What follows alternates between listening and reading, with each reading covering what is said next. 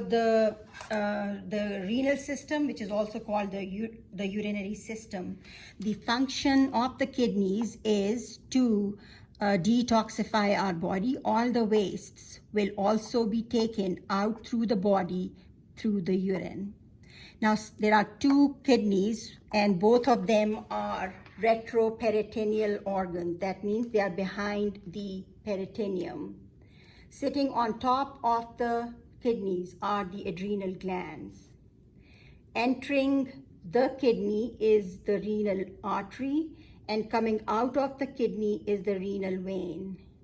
This point of the kidney, where the blood vessels are entering or leaving and the ureter is coming out, this part is called the hilum of the kidney.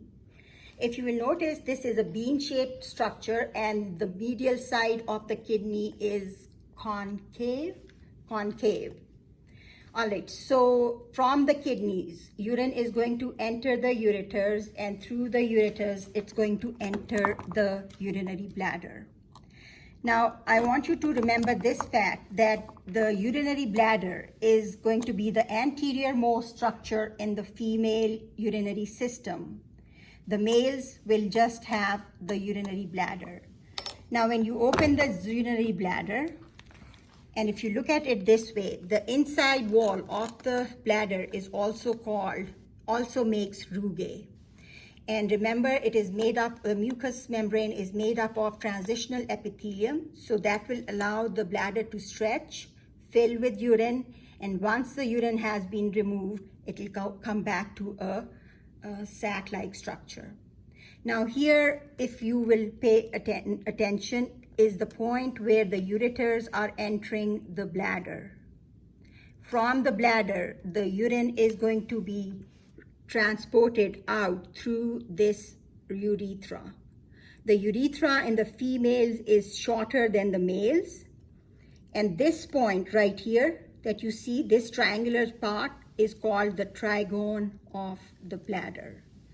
Because of this short urethra, women tend to have more urinary tract infections. The male urethra has 3 parts, and those I'll tell you with the reproductive system. Now, if you will open the kidney, you will see these parts. And I'm going to take you to the larger picture to show you that this is how it is, right? So this was a smaller. The same thing has been enlarged for you. All right, so the kidneys are surrounded by the capsules.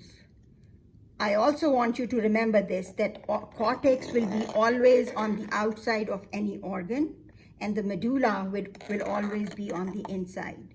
So therefore, this is the cortex, and this whole structure right here, the reddish looking things, are in the medulla.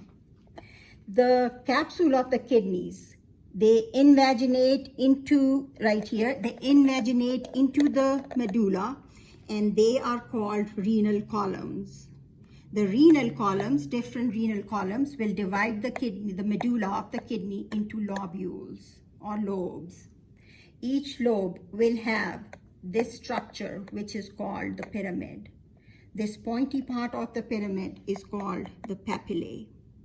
The papillae will open into the minor calyx. The minor calyx opens into the major calyx, which goes to the pelvis of the ureter and then into the ureter. Now I'm going to zoom into this area, the cortex, right? So now I am in the cortex and the medulla. Present in your cortex are most of our nephrons. A nephron is a functional unit of the kidneys, and this is where urine is produced. Now, these are then the cortical nephrons. Some nephrons are really at the edge, really close to the medulla, and so we'll call them juxta, means next to, juxtamedullary nephrons. I'm going to go over the structure of a nephron right here, and I'm going to take you to my next picture. So if you will look at this, so this is showing you this part of the nephron. Do you see this? So the nephron is made up of 2 parts, the renal corpuscle and the tubules. The renal corpuscle, do you see this? Renal corpuscle is made up of the Bowman's capsule and the glomerulus. Glomeruli are small arterioles, small blood vessels or capillaries inside the Bowman's capsule. So coming back to this, so the Bowman's capsule, the capillaries, renal corpuscle, then begins your tubules. The tubules, the ones that are closer in proximity of the corpuscle, is called the proximal convoluted tubule. It goes down into this U-shaped structure, which is called the loop of Henle. The loop of Henle has two branches. Because this is going down, you'll call it the descending limb. And because this is the descending limb, makes a hairpin loop and goes up, and that is called the ascending tube of the loop of Henle. And then it leads into the last part of the tubules called the distal convoluted tubule, which is going to enter the collecting ducts. All right, from these collecting ducts, the urine is going to enter. So through these collecting ducts, urine is going to enter the minor calyx, the major calyx, the pelvis, into the ureter. From the ureter into the bladder, from the ureter into the bladder, and then through the urethra, it will be released out. Urination is also called micturition.